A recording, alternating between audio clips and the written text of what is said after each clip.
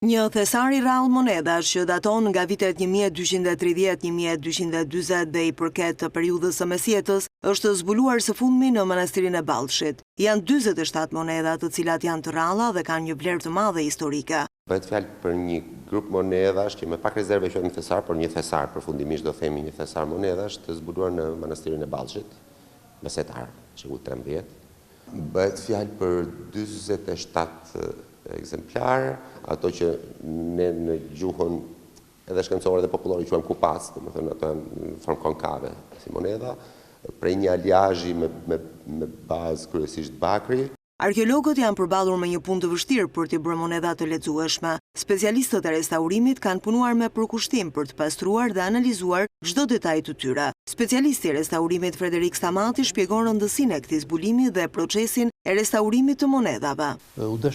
Të bësh një ndërhyrje konservuese, restauruese në mënyrë që të lirojë sipërfaqja e monedhës nga depozitimet, nga produktet e korrozionit, në mënyrë që të bëheshin të lezetshme dhe të studiueshme.